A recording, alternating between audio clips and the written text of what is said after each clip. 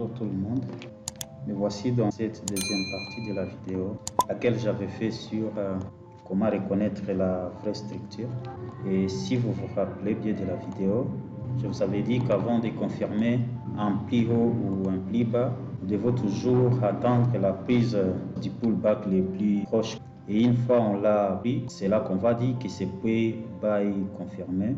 Et le point haut sera confirmé que si on casse le pli bas. Alors maintenant, j'aimerais qu'on aille sur le graphique réel pour un peu voir comment cela se présente. Nous nous retrouvons sur les graphiques de l'euro USD et comme vous pouvez le voir, c'est clairement baissier. Je l'ai choisi parce que à la fin, on a déjà changé la tendance et là, ça nous permettra maintenant de mettre toutes les idées apprises ensemble. Voilà, on commence tout au début. Tout ce dont j'ai besoin de montrer, c'est juste la structure et là on l'avait changé. Si on commençait par là, vous voyez là, on avait cassé les plis bas ici. Je dis que c'est un pli bas, pourquoi? Parce que vous voyez, on avait pris ce pullback, on l'avait pris là. Et quand on avait pris ce pullback ici, ce pli bas a été confirmé. Une fois qu'on casse ce niveau, on fait les POS. Notre haut pli bas est confirmé à ce niveau-là.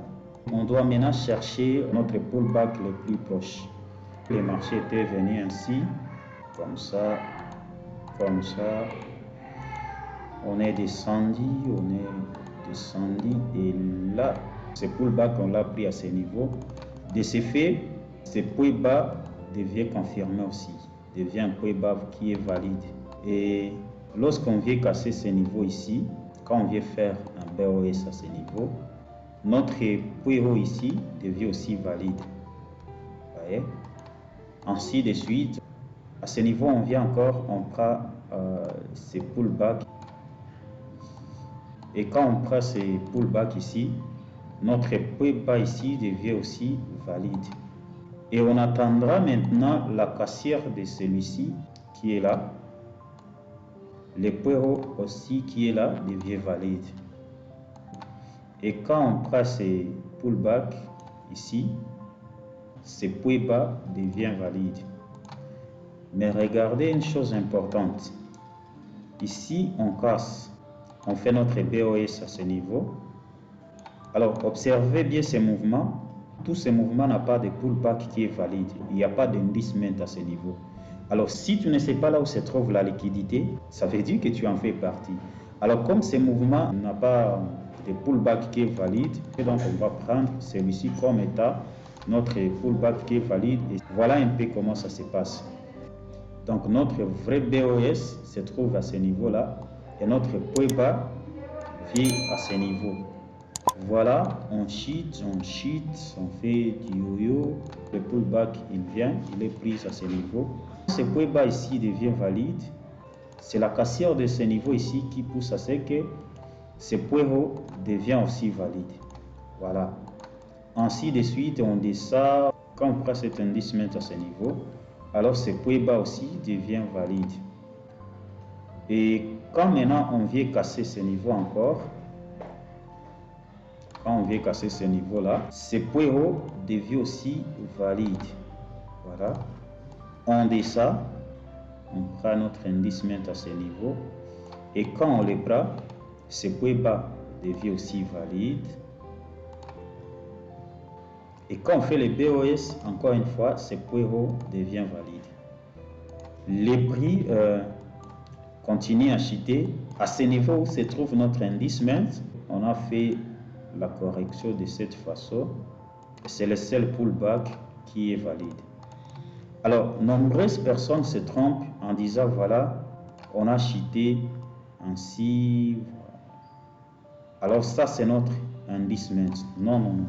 L'indicement doit toujours être retrouvé sur les mêmes mouvements que ce qui a produit les BOS, quoi. Alors, à ce niveau, notre BOS se trouve sur ces mouvements. Donc, on doit chercher l'indicement juste sur ces mouvements-là. Voyez? Et ça, tout ce qui est à l'intérieur là, c'est une sous-structure. Donc, ça ne nous concerne pas. Mais regarde à ce niveau, là, on prend notre indicement à ce niveau. Parce que c'est le pullback qui est le plus proche. en dehors de celui-ci, il n'y a pas d'autre pullback, alors ce point bas aussi devient valide. Et quand ce point bas devient valide, alors regardez ce qui se produit. Au lieu de prendre cet indice maître et de chuter, de venir passer là, on vient, on casse ce niveau-là. Quand on a cassé ce niveau, c'est là qu'on a notre changement de structure. Donc, tout au long de ces mouvements, on était baissier. Là, on devient directement haussier.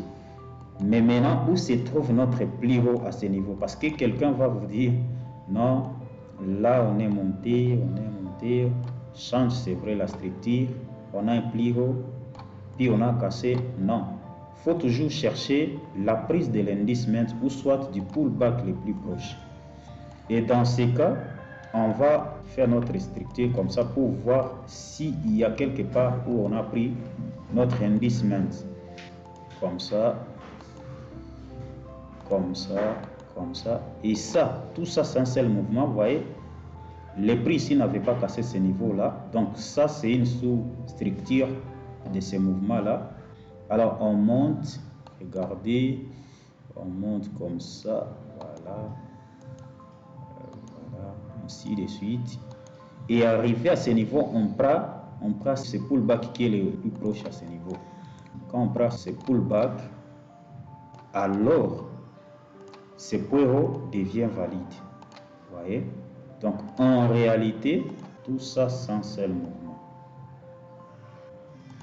Maintenant là, on est en train de chercher les mouvements correctifs pour soit continuer encore la hausse. Pourquoi? Parce qu'on a changé la structure à ce niveau.